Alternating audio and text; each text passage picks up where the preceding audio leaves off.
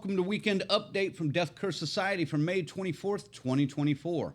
Every week we run down all the horror news that you need to know. We got a lot to talk about today. So, I'm Red Crank. Let's get to the news.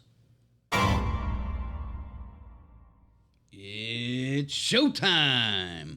Almost. The full trailer for Beetlejuice was released by Warner Brothers this week, and it looks to recapture the fun, campy horror of the original. After an unexpected family tragedy, 3 generations of the Dietz family return home to Winter River. Still haunted by Beetlejuice, Lydia's life is turned upside down when her rebellious teenage daughter, Astrid, discovers the mysterious model of the town in the attic, and the portal to the afterlife is accidentally opened. With trouble brewing in both realms, it's only a matter of time until someone says Beetlejuice's name 3 times and the mischievous demon returns to unleash his very own brand of mayhem. The long-awaited sequel hits theaters September 6, 2024 and reunites former cast members Michael Keaton, Winona Ryder, and Catherine O'Hara. Jenna Ortega, Willem Dafoe, Monica Bellucci, and Justin Theroux will also star in Tim Burton's new film. It seems that Friday the 13th may not grace the silver screen anytime soon, if the original director-producer knows what he's talking about.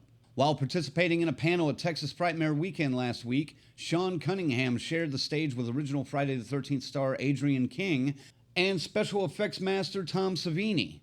Of course, a member of the audience asked when we may get a new movie, now that the legal rights seem to be settled, as much as they can be anyway. According to a report from Creepy Catalog, Cunningham said that the major obstacle holding back a new Friday the 13th film is the reluctance of a movie studio to risk putting money into a horror project that might not see a high return on its investment. In the post-pandemic world where movie-watching habits are changing, especially for movies released in theaters, studios like New Line, who own the rights to the Friday the 13th movies, aren't necessarily willing to provide a substantial budget for a horror movie.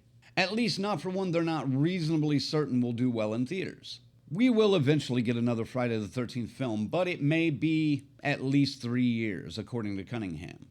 He did confirm something we reported last year. A new Friday the 13th game is in the works, but no details were announced at the convention. Cross your fingers and toes, and if anyone knows anybody at New Line, smack some sense into them for all of us.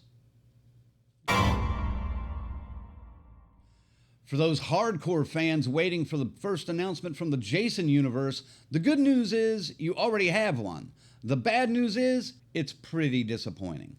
WB Games and Player First Games dropped the trailer for MultiVersus, a free-to-play platform fighter with an ever-expanding cast of iconic characters and legendary universes, various online modes, in-game events, ongoing content-filled seasons, and more. Along with the likes of Bugs Bunny and his Looney Tunes characters, players will include Stripe from Gremlins, heroes and villains from the DC Universe like Superman, Wonder Woman, and the Joker, as well as the Scooby-Doo Gang, Mr. Smith from The Matrix, and a very cartoonish Jason Voorhees.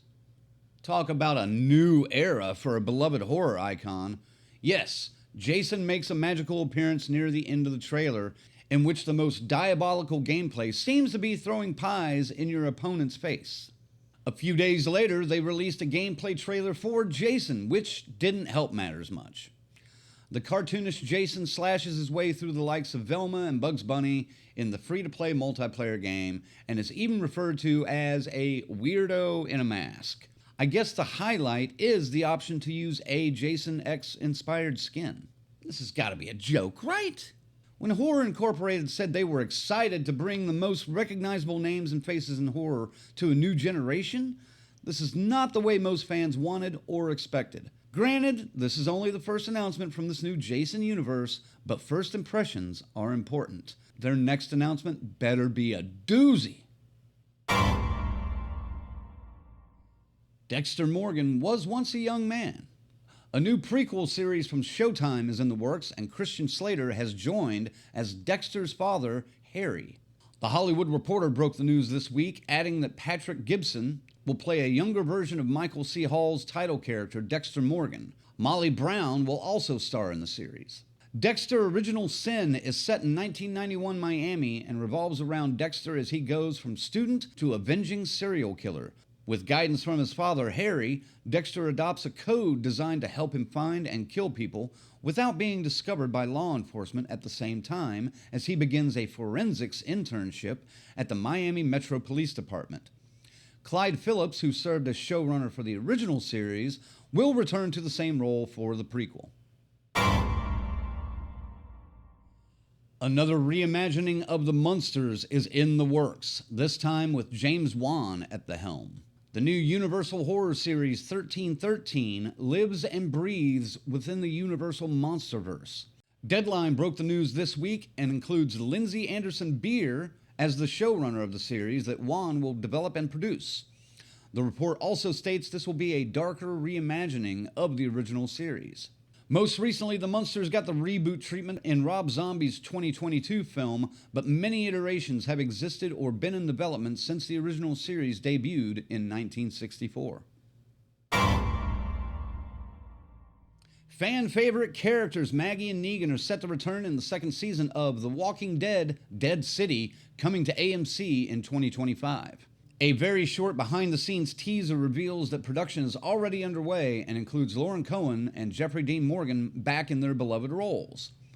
Not much is known about the upcoming season, but we will stay on top of details as they come. One of the best marketing campaigns for a horror film started earlier this year, and we have been following it from the beginning. The last trailer for Longlegs is by far the most standard and traditional preview they have given to date. Mostly because of the cryptic marketing campaign from Neon, we can't wait for Longlegs to be released July 12, 2024. That wraps up this edition of Weekend Update. As always, for more news and information, please visit our new and improved website, deathcursesociety.com. We update the site almost daily with news, reviews, film releases, convention information, and more. Stay on top of all the news in horror by following the website and all of our social media.